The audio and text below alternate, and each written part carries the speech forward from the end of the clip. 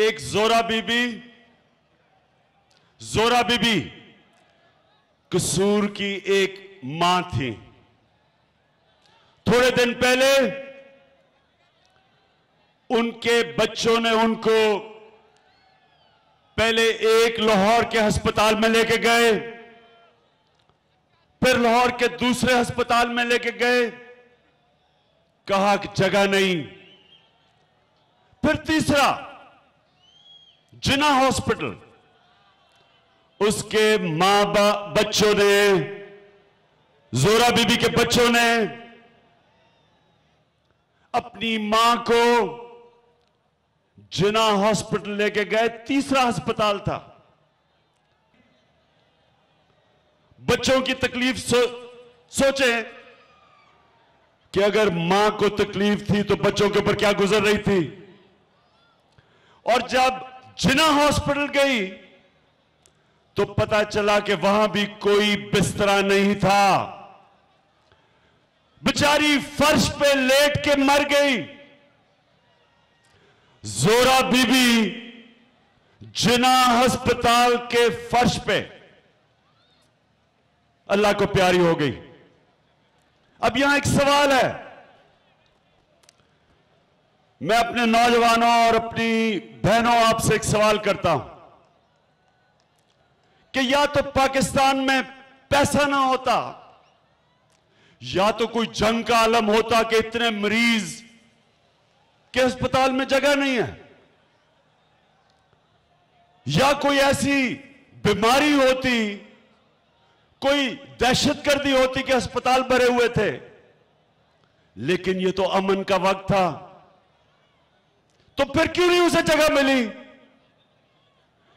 इसलिए जगह नहीं मिली कि यहां के बेहिस हुक्मरान, उनको ये इल्म ही नहीं कि पाकिस्तान के अस्पतालों में क्या हाल है। 35 साल से पंजाब में इन्होंने 6 दफा पंजाब की हुकूमत की है। 6 दफा 35 सालों में, 30 सालों में, 30 सालों में 6 दफा हुकूमत की। और क्यों नहीं? खादमे आला अपने आप को एक कहता है, दूसरा जब उससे कोई ड्रामे की बात करवानी है तो मासूम और मजलूम शक्ल बना लेता है।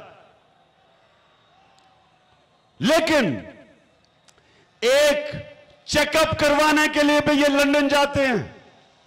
यहां के अस्पतालों के अंदर चेकअप भी गवारा नहीं है, ना इनको, ना इनके बच्चों को, ना बच्चों के बच्चों को। और इश्तिहारों में आपको पता है कि इन्होंने इश्तिहारों पे कितना पैसा खर्च किया। आपका इस मुल्क में पाकिस्तानी कौम का 12 अरब रुपया इश्तिहारों पे खर्च किया। दोनों भाइयों की शक्लें लगी होती हैं, इश्तिहार आता है, आपने देखा होगा, एक तरफ एक भाई, दूसरी तरफ दूसरा भाई। 12 अरब रुपया इश्तिहारों पे। ये सोचें कि शौकत खानम पेशावर 4 अरब रुपए में बना है।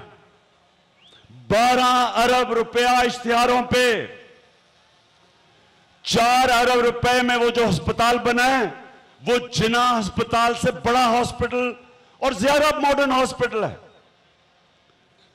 आप ये सोचें कि सारे बलूचिस्तान का जो तालीम का बजट है वो तकरीबन 15 अरब का है, तो 12 अरब रुपए जो हुक्मरान अपनी जात को प्रमोट करने में खर्च करते हैं, उनको क्या फिक्र कि पाकिस्तान के अवाम के क्या हालात हैं।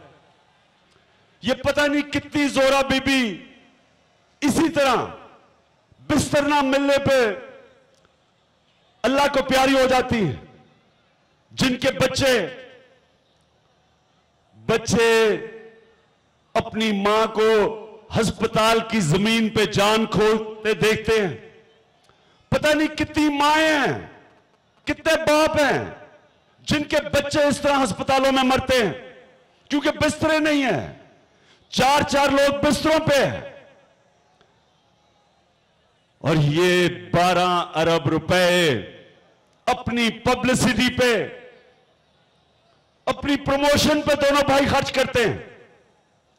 मैं इन दोनों को कहता हूं कि कोई शर्म नहीं है, कोई हया नहीं है, कोई खौफ नहीं है कि आखिर तुमने सारी जिंदगी जिंदा नहीं रहना, अल्लाह के पास भी जाना है।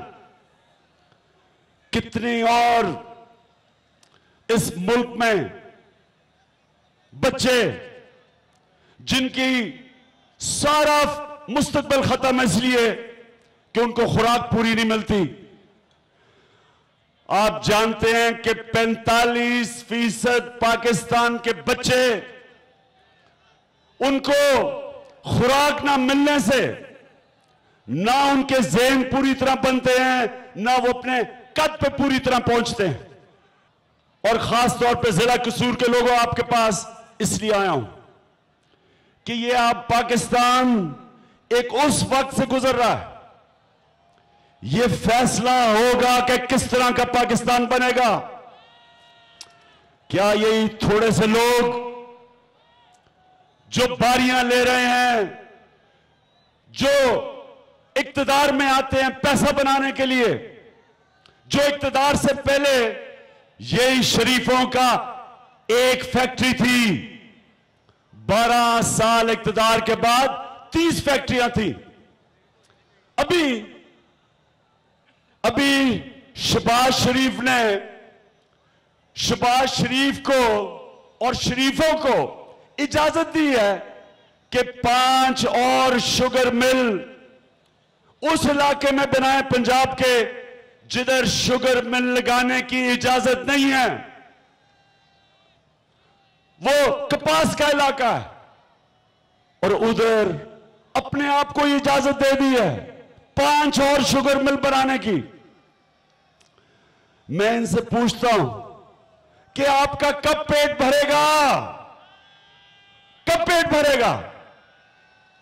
कोई फिक्र नहीं आपको कि ये ना अस्पताल है, ना स्कूल है, ना साफ पीने का पानी, और आप अपनी फैक्ट्रियों से फैक्ट्रियां बना रहे हैं, यहां से चोरी करके पैसा बाहर भेजते हैं, उधर बच्चे बैठाए हुए हैं, वो उधर से पैसा जमीन पे, प्रॉपर्टी पे लगाते हैं और पैसा पाकिस्तानी कौम का मनी लॉन्ड्रिंग करके बाहर जाता है। और ये है पनामा का केस, यहां का पैसा चोरी करके बाहर गया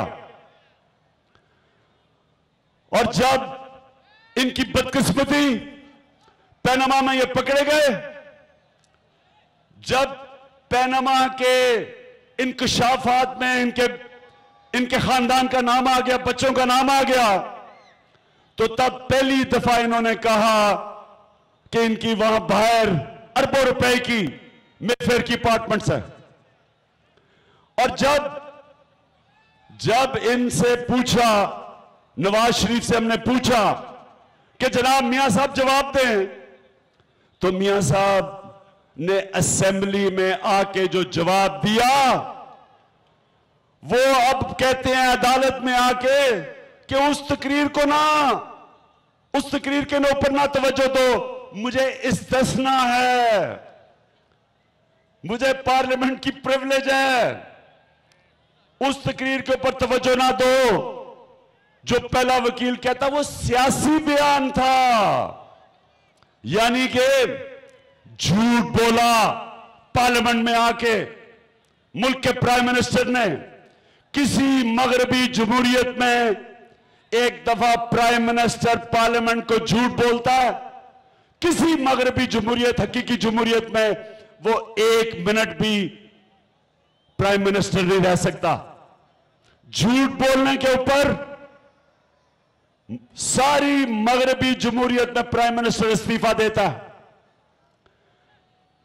और हमारा प्राइम मिनिस्टर कहता है मुझे इस्तिस्ना है, मैं कोई खास आदमी आया हूं कि आम आदमी झूठ बोले तो वो जेल में, और वो भी करप्शन पे, और मैं झूठ बोलूं तो मुझे इस्तिस्ना है। मेरे पाकिस्तानियों, ये जो हो रहा है सुप्रीम कोर्ट में, ये इंशाल्लाह जो भी फैसला होगा सुप्रीम कोर्ट का, पाकिस्तान बदल रहा है, हमारा मुल्क तब्दील हो रहा है। पहली दफा प्राइम मिनिस्टर की सुप्रीम कोर्ट में तलाशी ली जा रही है, कभी पहले नहीं हुआ। और मुझे खुशी ये है, मैं अल्लाह का शुक्र करता हूं कि ये मेरी कौम ने मेरे साथ सड़कों पे निकले, जद्दोजहद की, टीयर गैसिंग खाई, लोगों को जेलों में डाला गया, उसके बावजूद हमारे मुल्क के नौजवान, हमारी ख्वातीन इस खौफ से कि डंडे पड़ेंगे, इस खौफ से बिल्कुल घबराए नहीं, निकले बाहर, और आखिर में नवाज शरीफ को पाकिस्तान के सुप्रीम कोर्ट में हम लेके आए। और इंशाअल्लाह जो मैं देख रहा हूं आज कसूर के लोगों, नवाज शरीफ इसमें बचने नहीं लगा, ये बचने नहीं लगा। अगर कतरी का खत झूठ निकला, नवाज शरीफ की छुट्टी। अगर आईसी जो पनामा का इंकशाफ हुआ कि मरियम शरीफ असल मालिका है लंदन के फ्लैट्स की, नवाज शरीफ की छुट्टी। और अगर जो बीबीसी ने कहा और जो हम भी कहते हैं कि 93 में फ्लैट लिए थे लंदन के, उन्होंने कहा कोई मालिक बदले नहीं तब से, यानी कि कोई कतरी के पास नहीं था, तो फिर भी नवाज शरीफ की छुट्टी। और जहां तक हम जानते हैं, 4 इनके वजीरों ने कहा कि 93 में ये मेफेयर के फ्लैट लिए गए। 4 वजीरों ने कहा, 4 वजीरों ने नहीं कहा, सिर्फ एफआईए ने अपनी रिपोर्ट में 98 में यह कहा, फिर बीबीसी ने 98 के अंदर डॉक्यूमेंट्री बनाई, उसमें कहा कि इनके फ्लैट थे 93-90 के दिहाई में।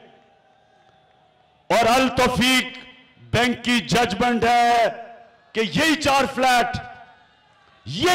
फ्लैट इन्होंने गिरवी लिखवाए थे। इसलिए मुझे जो आगे नजर आ रहा है, मैं तो इस हफ्ते की इंतजार कर रहा हूं। ये जो आने वाला हफ्ता है, इसमें बड़े बड़े और इंकशाफ होंगे, हम इंतजार कर रहे हैं। और मैं ये क्यों कह रहा हूं, ये इसलिए नहीं कि हम चाहते हैं कि कोई हमारा सियासी मुखालिफ हार जाए, सुप्रीम कोर्ट में नॉकआउट हो जाए। हम इसलिए कह रहे हैं, नौजवानों गौर से सुन लो, जब तक हम करप्शन की कैंसर पे काबू नहीं पाएंगे, कोई मुस्तकबिल नहीं है आपका।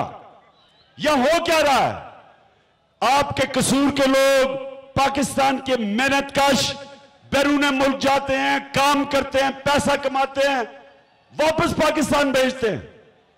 उनके पैसे पे पाकिस्तान चल रहा है। और छोटा सा तबका इस मुल्क से पैसा चोरी करके, मनी लॉन्ड्रिंग करके पैसा बाहर भेजता है। उन थोड़े लोगों की वजह से पाकिस्तान तबाह हो रहा है।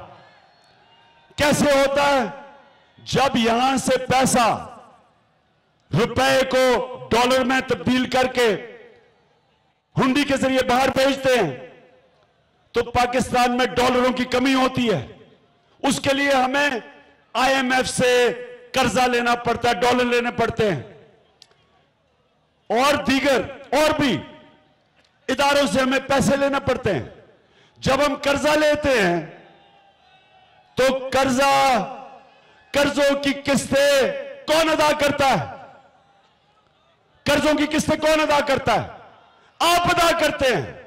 कैसे अदा करते हैं? महंगाई के जरिए टैक्स लगते हैं। टेलीफोन मोबाइल कार्ड पे टैक्स 40 रुपया 100 रुपए में, डीजल पे टैक्स 50% टैक्स, पेट्रोल पे टैक्स 50% टैक्स, जीएसटी हर चीज पे 17% टैक्स। ये सारा टैक्स आप देते हैं कर्जों की किस्तें अदा करने पे। कर्जे किन की वजह से? कर्जे कौन खाते हैं? फायदा कौन उठाता है? उसकी कीमत पाकिस्तान की अवाम अदा करती है गुर्बत से। ये जो गुर्बत हमारे मुल्क में फैल रही है, हमारे जो किसान, खास तौर पे हमारे किसानों की जो तबाही आ रही है, इसकी बहुत बड़ी वजह करप्शन है। हिंदुस्तान के किसानों को हिंदुस्तान की गवर्नमेंट मदद करती है, सस्ती खादें देती है, सस्ती बिजली देती है, सस्ता पानी देती है, सस्ती कीड़े मारने की दवाइयां देती है। इसलिए हिंदुस्तान का किसान ज्यादा पैदावार निकालता है पाकिस्तानी किसान से। हमारे पास पैसा ही नहीं मुल्क चलाने के लिए, क्योंकि यहां से पैसा चोरी होकर बाहर जाता है करप्शन के जरिए। तो मेरे पाकिस्तानियों याद रखें कि जो मुल्क जिसने सबसे ज्यादा करप्शन कम की वो है चाइना। चाइना ने 30 सालों में 70 करोड़ लोगों को गुर्बत से निकाला है। 70 करोड़ लोगों को। क्या किया चाइना ने? चाइना ने अपने किसानों की मदद की, अपने छोटे किसानों की मदद की। चाइना ने छोटी छोटी फैक्ट्रियां लगाई, लोगों को लिए रोजगार पैदा किया। चाइना ने अपने बच्चों को तालीम दी, उन्होंने अपने लोगों का बेहतर सेहत इलाज बेहतर किया, अस्पताल बनाए, खुराक दी। तो जब उनकी गुर्बत कम हुई, सिर्फ यही नहीं हुआ कि जब गरीब कम होते हैं उनके पास पैसा आता है, वो चीजें खरीदते हैं, सरमायाकारी होती है, मुल्क में रोजगार पैदा होता है, मुल्क में खुशहाली आती है। 70 करोड़ लोगों को 35 साल में गुर्बत से निकाला। लेकिन एक दूसरा काम किया चाइना ने करप्शन के ऊपर काबू पाया। क्योंकि करप्शन में कोई मुल्क तरक्की नहीं कर सकता। तो जानते हैं चाइना ने 3 साल में क्या किया? 11 लाख सरकारी लोगों को करप्शन में पकड़ा। 11 लाख। 200 वजीरों को 3 साल में पकड़ा करप्शन में। 200 वजीरों का एहतसाब किया और 11 लाख बड़े बड़े सरकारी नौकरों का उन्होंने एहतसाब किया, सजाएं दी। इसलिए वो मुल्क आ गया है।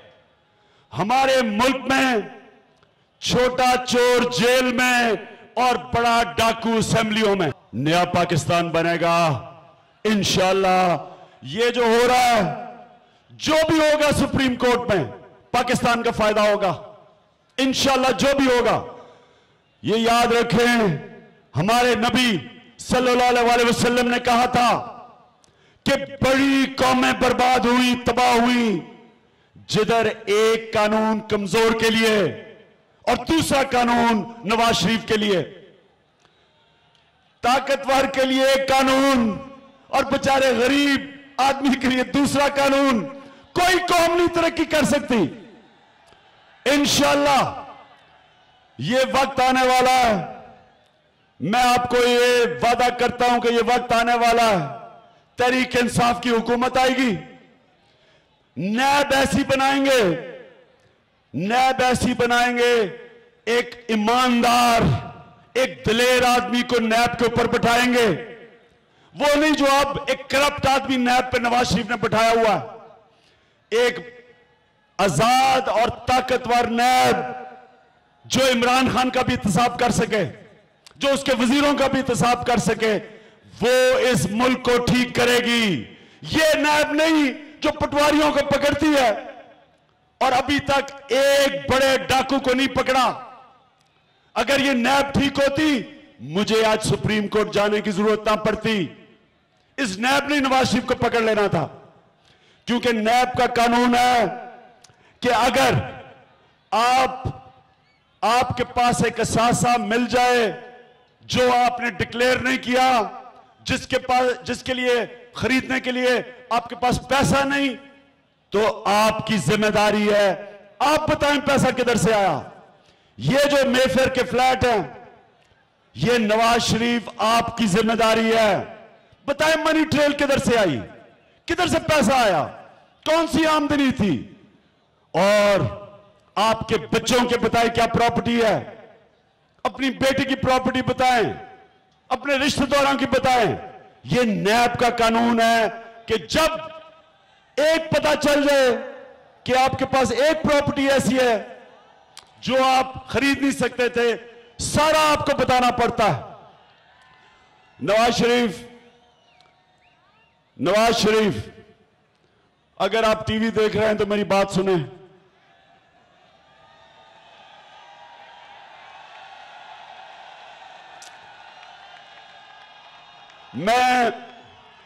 मैं कहता हूं कि आप पाकिस्तान के करप्शन के बादशाह हो। मैं ये कह रहा हूं, मैं ये अपने किसी छोटे ओहदेदार को नहीं कह रहा, मैं कह रहा हूं नवाज शरीफ, आप भी मेरे से डायरेक्ट बात करें। ये घटिया सी मोटू गैंग से मुझे बुरी भली गालियां ना पड़वाएं, खुद बात करें। वो आपकी बेटी बैठ जाती है मरियम, वो सारी मोटू गैंग हर रोज शाम को उनसे पूछती है, दानियल अजीज तुमने इमरान खान को आज गालियां निकाली? वो कहते हैं, बीबी मरियम मैंने तो इतनी गालियां निकाली, मेरा बेटा ही मुझे कहता है कि बाप मुझे स्कूल में लोग बुरा भला कहते हैं। तो मरियम आगे से कहती है, दानियल तुम ऐसे ही इमरान खान को गालियां निकालो जैसे तुम नवाज शरीफ को कहते थे करप्ट है, जब तुम मुशर्रफ के साथ थे। उसके बाद एक बड़ा अच्छा मैंने पढ़ा, एक होता था जेम्स बॉन्ड, हम पढ़ते थे my name is bond, James bond. अब एक नया आया है, my name is bond, price bond.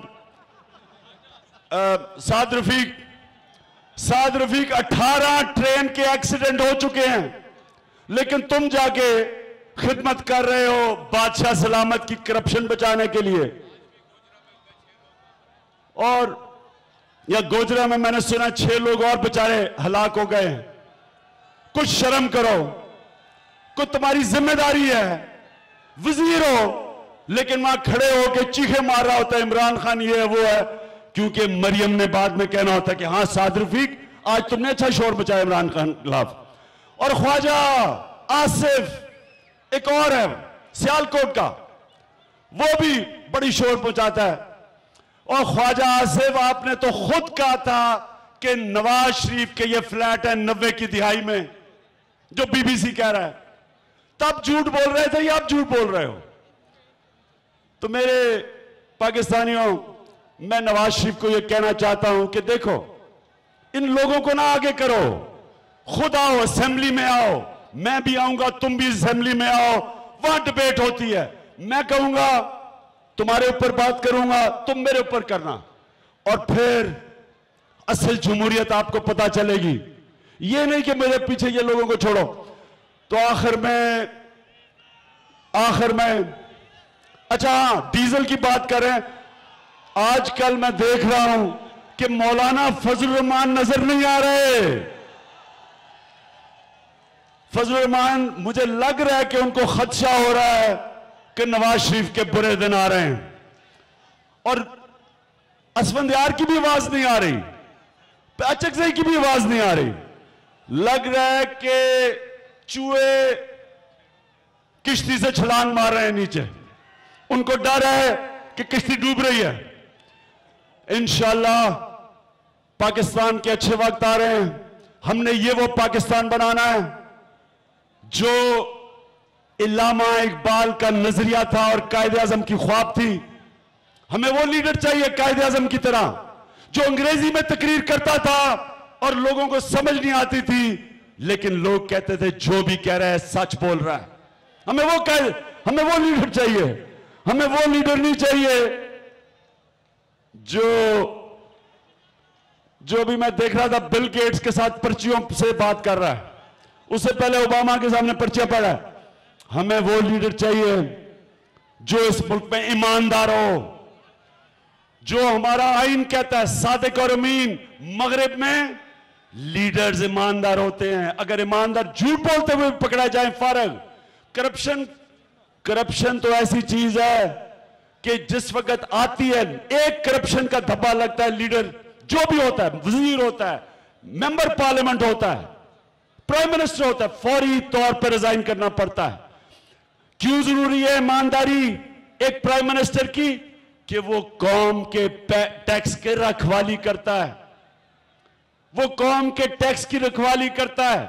मुझे ये बताएं, क्या आप अपना टैक्स नवाज शरीफ के पास अपना पैसा नवाज शरीफ के पास रखवाएंगे? हाथ खड़ा करके बताएं अगर नहीं, बताएं। यानी जब आपका लीडर ऐसा हो कि आप अपना टैक्स उसको देते डरते हैं कि वो चोरी हो जाएगा, कौन टैक्स देगा? ये पाकिस्तानी दुनिया में 5 उन मुल्कों से सबसे ज्यादा खराज देते हैं और ये सबसे कम टैक्स देते हैं, इसलिए कि इनका टैक्स चोरी होता है, करप्शन होती है। तो इंशाअल्लाह वो जो पाकिस्तान जो हमने बनाना था और नहीं बना, जो इंशाअल्लाह नया पाकिस्तान होगा, जो पाकिस्तान अदल और इंसाफ पे होगा। इंसाफ का मतलब कि सबको हक मिलेगा, अदल का मतलब कि जिनको अल्लाह ने ज्यादा दिया है वो अपने हिस्से से उनको देंगे जिनको अल्लाह ने कम दिया है या नहीं दिया। हमने वो फलाई रियासत बनानी है, वो कानून की बालादस्ती कायम करनी है, वो इंसाफ का निजाम लेके आना है जिसके लिए पाकिस्तान बना था। और इंशाअल्लाह पाकिस्तान में जब वो निजाम आएगा, ये एक अजीम कौम बनेगी, ये वो मुल्क बनेगा जो सारी दुनिया के अंदर मिसाल बनेगा कि सही माने में एक इस्लामी फलाई रियासत क्या होती है।